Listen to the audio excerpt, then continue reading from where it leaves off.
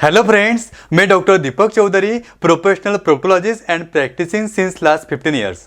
दोस्तों, हमें बहुत सारे कमेंट्स आ रहे हैं जिसमें कई लोग अपने पाइल्स की समस्या से बहुत परेशान हैं और कई तरीके की दवा खाने के बाद, ऑइंटमेंट लगाने के बाद, घरेलू नुस्खे आजमाने के बाद भी अपनी पाइल्स की बीमारी को कम करने में असफल रहते हैं।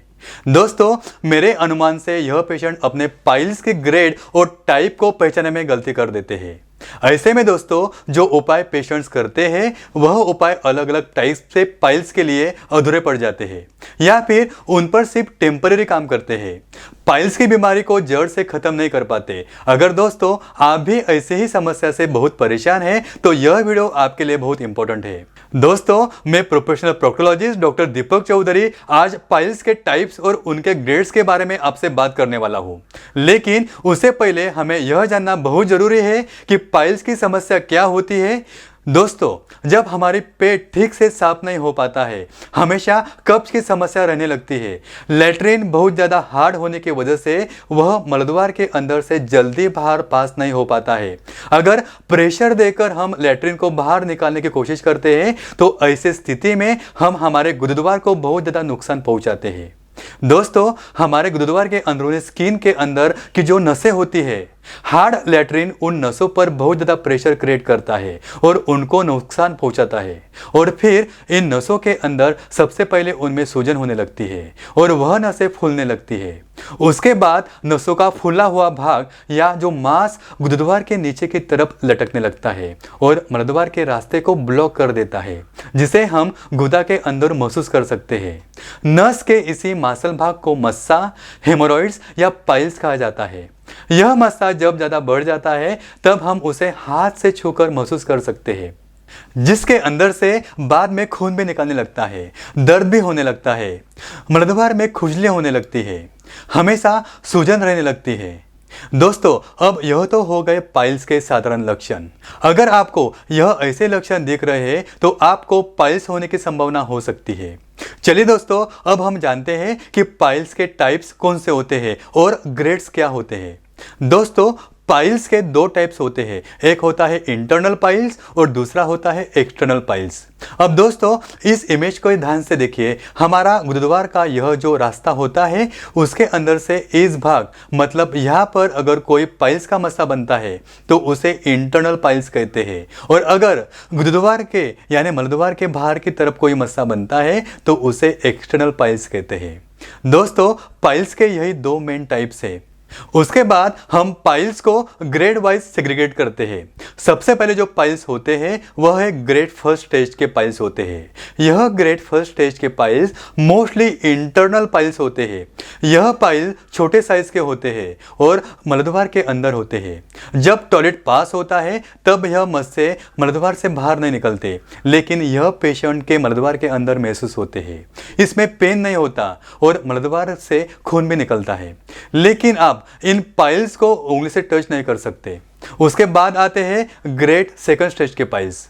ग्रेड 2 के पाइल्स ग्रेड फर्स्ट स्टेज से बड़े होते हैं और लैट्रिन पास करते वक्त जब भी पेशेंट बहुत ज़्यादा जोर लगाता है तब यह पाइल्स मलद्वार से बाहर निकलते हैं और फिर यह पाइल्स उंगली से ढकलने से फिर से गुदा के अंदर चले जाते हैं। इस पाइल्स में ग्रेड फर्स्ट स्टेज के पाइल्स से जो दर्द होता है वो बहुत ज़्यादा होता है। अगर पेशेंट ग्रेड 2 पाइल्स पर अगर कोई भी ट्रीटमेंट अगर नहीं लेता है तो ग्रेड 2 पाइल्स बन जाता है ग्रेड 3 पाइल्स में, यानी तीसरे स्टेज में। ये जो ग्रेड 3 के पाइल्स होते हैं जो गुदा के बाहर ही रहते हैं, फिर चाहे पेशेंट टॉयलेट जाए या ना जाए, यह मस्से उंगली से अंदर धकेलने के बाद भी अंदर नहीं जा पाते। इस टाइप के पाइल्स में दर्द भी सबसे ज़्यादा होता है, खून भी गिरते रहता है। इसके साथ ही इस बवासीर में हमेशा इन्फेक्शन होने का खतरा भी बना रहता है। इस पाइल्स में पेशेंट को चलने फिरने में, बैठने में, यहाँ तक कि सोते वक्त भी तकलीफ होती रहती है। तो दोस्तों, यह थे पाइल्स के टाइप्स और ग्रेड। अब शायद आप इस बात का ठीक से अंदाजा लगा पाओगे कि आपको पाइल्स की कौन से टाइप की बीमारी है। तो अब बात करते हैं पाइल्स के उपाय के बारे में। लेकिन उपाय के बारे में जानने से पहले हमें एक चीज का ध्यान रखना बहुत जरूरी है और वह बात है कब्ज। यानी कॉन्स्टिपेशन। दोस्तों, पाइल्स की बीमारी का कारण पेट में कब्ज की समस्या से शुरू होता है। दोस्तों, हमने इस पर भी एक डिटेल में वीडियो बनाकर रखा है, जिसकी लिंक भी हमने डिस्क्रिप्शन में देकर रखी है।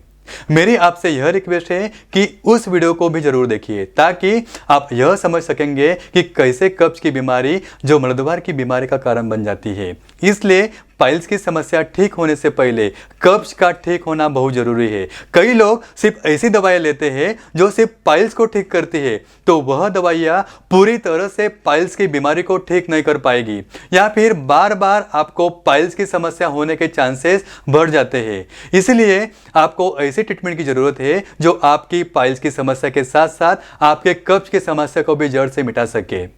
मेरे पास बहुत सारे ऐसे पेशेंट्स आते हैं जो बवासीर के ऊपर, भगंदर के ऊपर या फिशर के ऊपर ओपन सर्जरी करते हैं।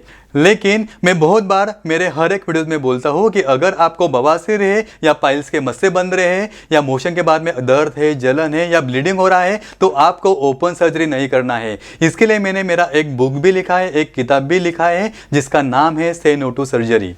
अगर आपको बवासीर के मस्से हैं तो आप लेजर ट्रीटमेंट कर सकते हैं। लेजर ट्रीटमेंट के ऊपर मेरे बहुत सारे वीडियोस यूट्यूब पर अवेलेबल है, फेसबुक पर अवेलेबल है, वो आप देख सकते हैं। और अभी हमने क्या किया है कि ऑल ओवर इंडिया हमने हर एक राज्य में, हर एक सिटी में, जो बड़े बड़े सिटीज़ है, वहाँ पर हमने हमारे पाइल्स लेजर के ब्रांचेस ओपन किए हैं। ऑल ओवर इंडिया तकरीबन 70+ ब्रांचेस अवेलेबल है। हमारे हर एक बड़े सिटीज़ में हमारे पाइल्स लेजर के ब्रांचेस है। अगर आपको ऐसी कंडीशन है कि बार बार सर्जरी करने के बाद भी अगर आपका बवासीर या भगंदर जड़ से खत्म नहीं हो रहा है, तो आप हमारे ब्रांच में दिखा सकते हैं। वहाँ पे एक्सपर्ट कोलोरेक्टल सर्जन्स अवेलेबल है। हमारा जो मेन हेडक्वार्टर है वो मुंबई में है। उनका अगर डायरेक्टली अगर मुझसे वीडियो कंसल्टिंग करना चाहते हैं, मुझसे बात करना चाहते हैं, तो मुझसे भी आप वीडियो कंसल्टिंग कर सकते हैं। फिर आपको कॉल करना है 9820703498। डॉक्टर दीपाली है, डॉक्टर अनुराग है। और दूसरी बात, अगर पेशेंट का कोई भी अगर मेडिक्लेम है या इंश्योरेंस पॉलिसी है, जैसे HDFC Ergo, new India insurance, SBI general insurance, Kotak Mahindra, Tata का कोई भी अगर रिलीगियर है, रिलायंस का कोई भी अगर मेडिक्लेम है, या कोई कॉर्पोरेट पॉलिसी है, मेडिक्लेम इंश्योरेंस पॉलिसी है, तो अभी हमने हमारे हर एक ब्रांच में कैशलेस की सुविधा भी हमने अवेलेबल किया है। अगर आपको कोई भी इंश्योरेंस पॉलिसी है तो आपका फ्री ऑफ कॉस्ट है जो लेजर ट्रीटमेंट हो जाएगा। और तीसरी बात, ऐसे बहुत सारे पेशेंट ऐसे भी मुझे हर एक कमेंट करता है फेसबुक पर, यूट्यूब पर, सर सेम ट्रीटमेंट मुझे करना है, मुझे लेजर ट्रीटमेंट करना है, तो लेकिन मेरे पास पैसा नहीं है। तो ऐसे पेशेंट के लिए भी हमने जीरो कॉस्ट EMI सिस्टम, यानी आप हर महीना 2000-3000 देकर भी ये जो लेजर ट्रीटमेंट कर सकते हैं। अगर आपको यह वीडियो हेल्पफुल लगा या आप हमसे और भी कुछ जानकारी पाना चाहते हैं, आपके और भी कुछ सवाल है, तो आप नीचे कमेंट बॉक्स में हमें लिख सकते हैं, हमें मेल कर सकते हैं। हम फेसबुक पर भी मौजूद है और आप हमें फ़ोन भी कर सकते हैं। हम आपके हर एक सवाल का उत्तर देने की जरूर कोशिश करेंगे। इसी नोट पे मैं डॉक्टर दीपक चौधरी अब आपकी विदा लेता हूँ। फिर मिलेंगे आने वाले नई वीडियो में। तब तक के लिए गुड बाय, अपना ख्याल रखिए।